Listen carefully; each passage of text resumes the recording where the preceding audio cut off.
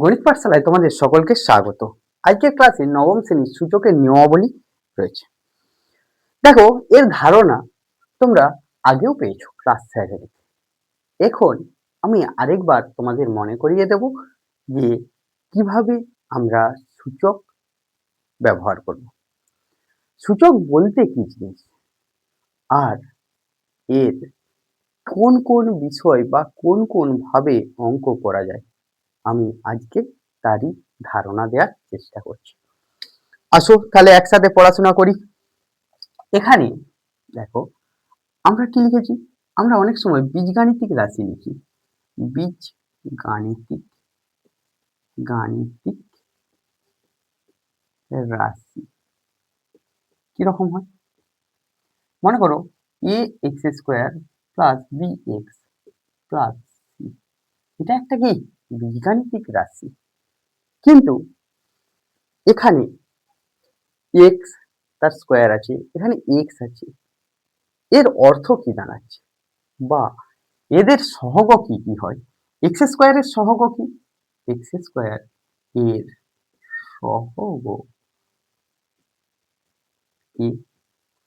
X এর সহগ B. X to the power 0 এর সহগ। কেন এরকম আসছে? সহগ আমরা আগেরটা জানি যে আগের গুলো হয়, কিন্তু এক্স স্কোয়ার কি জিনিস? একই জিনিস আমরা যখন দুইবার গুণ করছি তখন আমরা কি লিখি? X square. এক্স গুণিত এক্স গুণিত এক্স তিনবার লিখছি যখন, তখন কি হচ্ছে?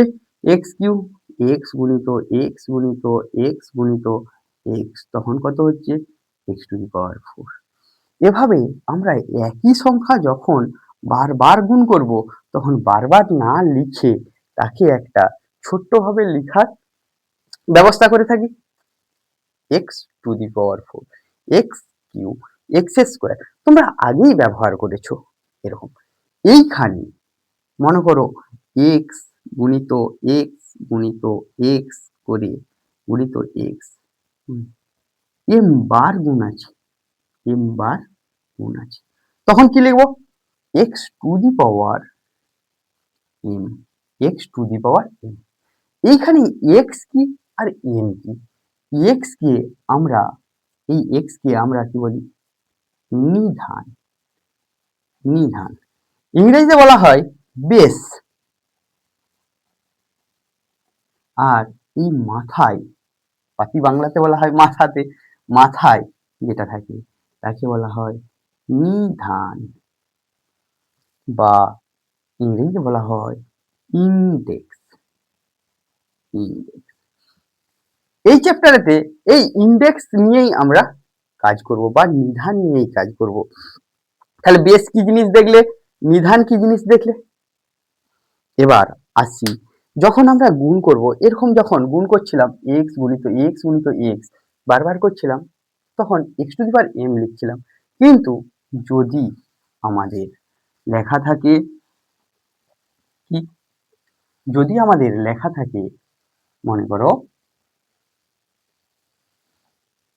X to the power M গুণিত X to the power N, তখন কি করবো?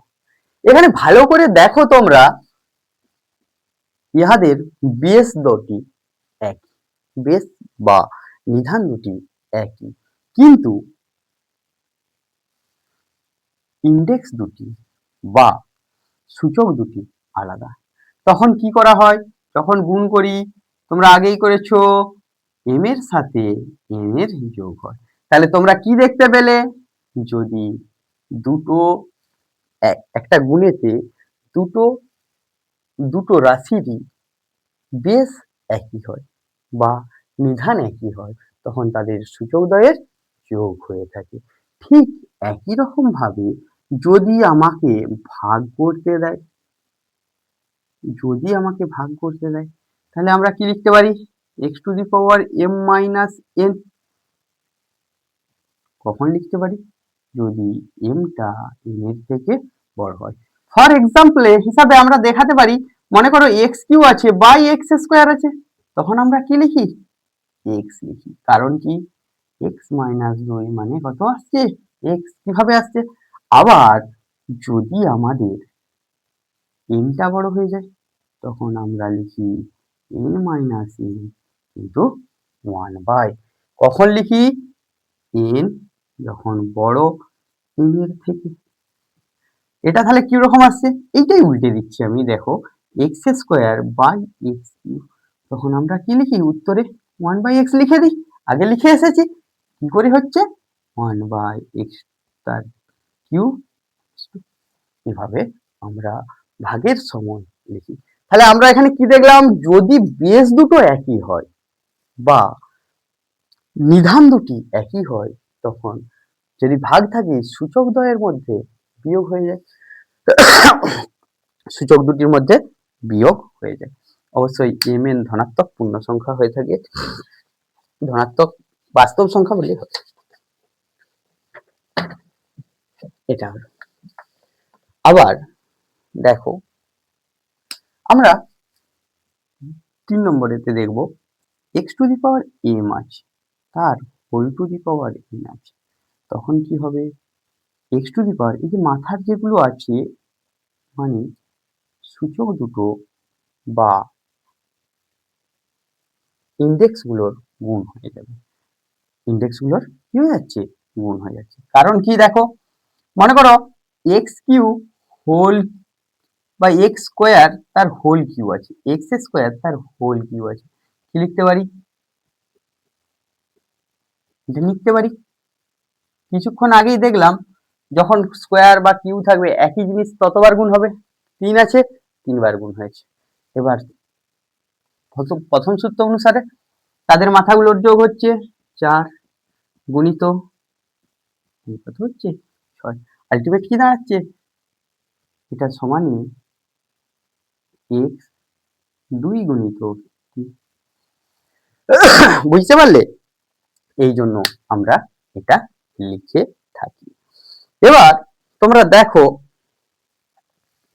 এতক্ষণ আমরা কি করছিলাম, বেসগুলোকে একই রেখেছিলাম, কিন্তু যদি আমি বেসগুলোর পরিবর্তন করি কিন্তু সূচকগুলো একই থাকে তখন কি ঘটনা ঘটবে, বেসগুলো একই রাখছি, এই সূচকগুলো একই রাখছি, বেসগুলো আলাদা।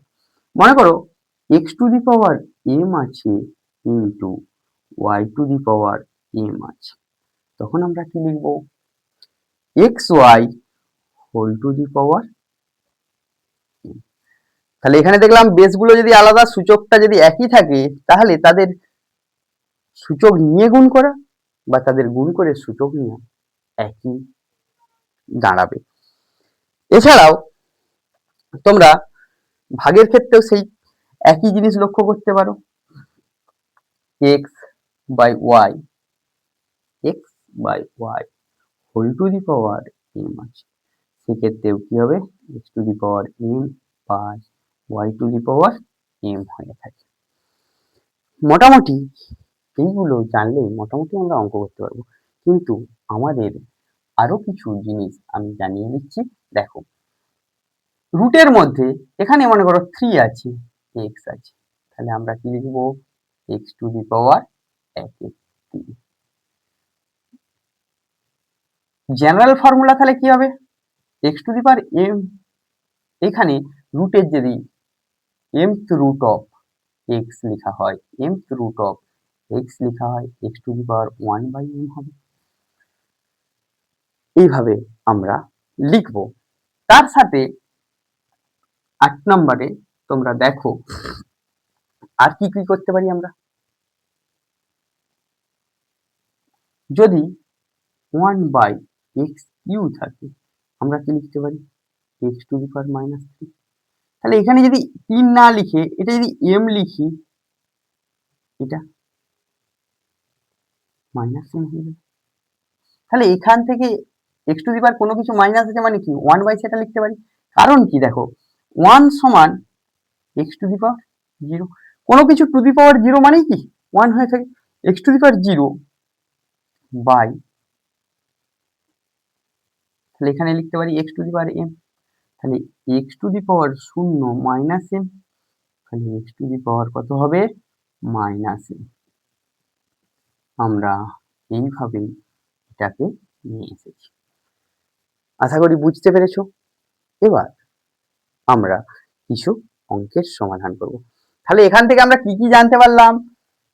যদি সূচকটা একই থাকে, বেসটা একই থাকে, সূচকটা যদি আলাদা থাকে তাদের গুণ থাকলে সূচকগুলোর যোগ, ভাগ থাকলে সূচকগুলোর বিয়োগ। এখানে তোমরা আরেকটা নোট হিসাবে লিখে রাখো, কোনো কিছু টু দি পাওয়ার, মনে করো এক্স টু দি পাওয়ার 0 সমান কত? 1 হয়। কোনো কিছু টু দি পাওয়ার 1 সমান কি হয়? কোনো কিছু টু দি পাওয়ার 0 সমান 1 হয়ে থাকে। এভাবেই আমরা অঙ্কগুলো করব।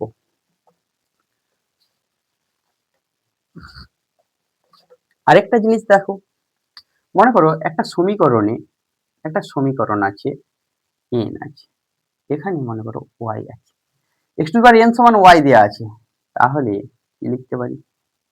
x সমান আমরা এটা করেছি x স্কয়ার সমান 25 আছে যখন, আমরা কি করেছি x সমান রুট ওভার, এখানে কিছু নেই মানে কি 2 থাকতো, এভাবে লিখেছি। ঠিক তার জন্য সূচকের ক্ষেত্রেও এই প্রপার্টি অবলম্বন করা হয়ে থাকে। আজকের যে অঙ্কগুলো, যেটা ধারণা পেলাম সেখান থেকে অঙ্কগুলো করব।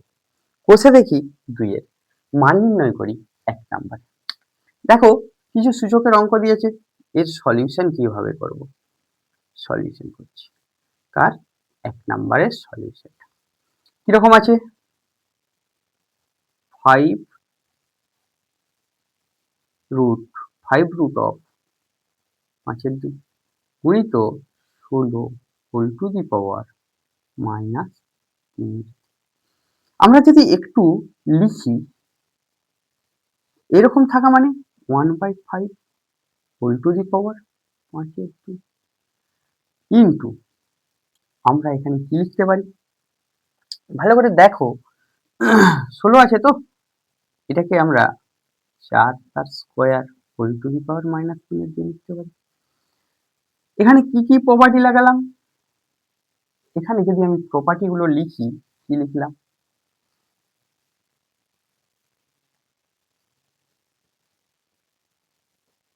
x to the power 1/n হলো, এটা তো স্কয়ার জানো তোমরা। কোনো কিছু টু দি পাওয়ার তার টু দি পাওয়ার আছে, তার মানে কি হবে? গুণ হবে।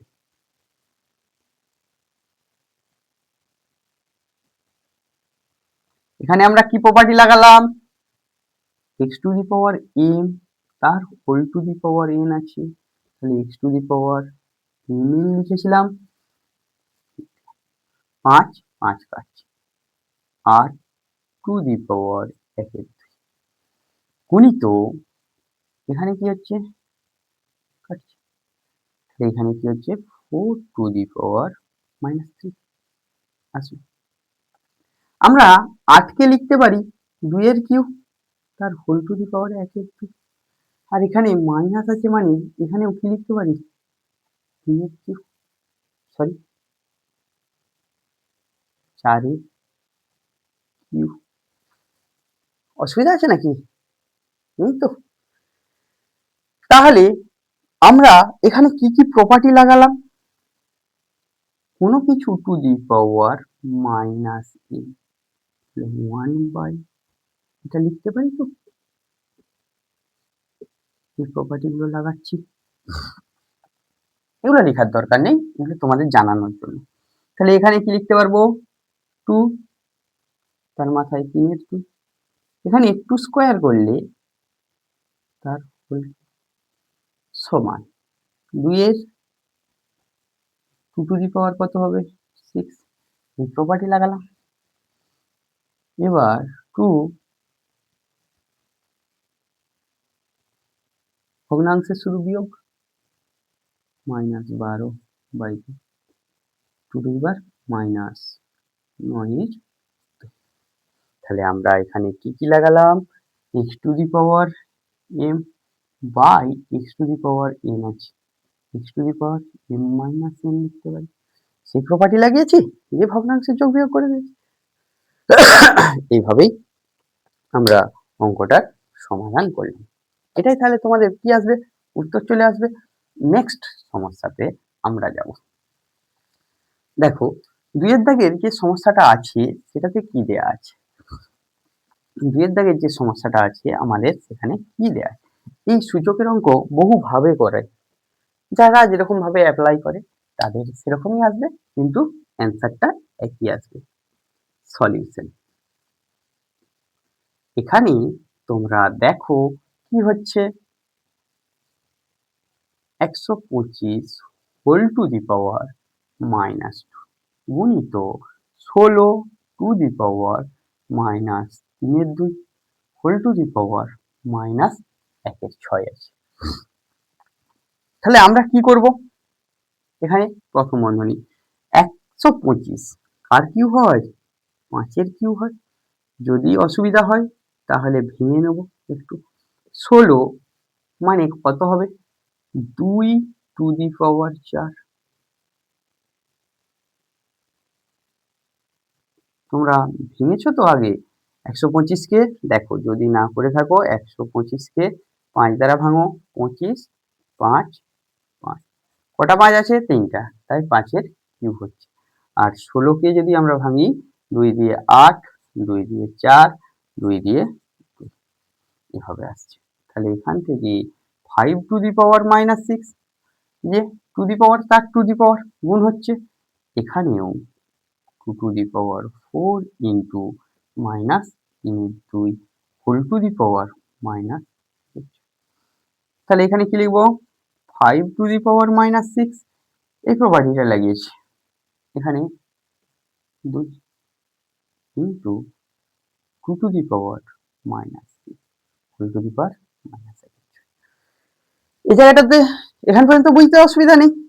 এবার দেখো আমরা কি করি, যদি যদি আমাদের কি থাকে, x to the power n into y to the power n থাকে, তাহলে কি xy whole to the power n লিখি। তাহলে এখানেও সেরকমই লিখবো 5 গুণিত 2 whole to the power minus 6 তার টু দি পাওয়ার মাইনাস 1। এবার 5 দিয়ে 10, আর এখানে মাইনাস 6 গুণিত মাইনাস হচ্ছে 6 6 কাটছে, মাইনাস মাইনাসে প্লাস 10 টু দি পাওয়ার 1, মানে উত্তর চলে আসলো কত, 10। এবার এভাবে আমরা সলিউশনটা করতে পারছি। এখানে কোন প্রপার্টিটা লাগিয়েছি, এই প্রপার্টিটা লাগিয়েছি। এর পরের যে অঙ্কটা আছে 3 নম্বর অঙ্ক। 3 নম্বর যে অঙ্কটা দেয়া আছে সেটা দেখো কিভাবে আমরা সলিউশন করছি। 3 নম্বর অঙ্কেতে দেয়া আছে, আমি আর তুলছি না, এখানে দেয়া আছে তো এখান থেকেই করে দিচ্ছি, সমান 4 তার হোল টু দি পাওয়ার 1/3 গুণিত, এইখানে আলাদা আছে, সূচকটাও আলাদা আছে, নিধানটাও আলাদা আছে, তাহলে আমরা শুধু উন্মুক্ত করে দিচ্ছি ব্র্যাকেটটা, 3 টু দি পাওয়ার 1 ভাজিত 9 টু দি পাওয়ার 1/4। এখানে আমরা যদি 2 আর 3 আছে তো এটাকেও 2 এর ঘাতে নিয়ে আসি, whole to the power 1/3 into 2 to the power 1/3, 3 to the power 1/2 ভাজিত 3 square whole to the power 1/4।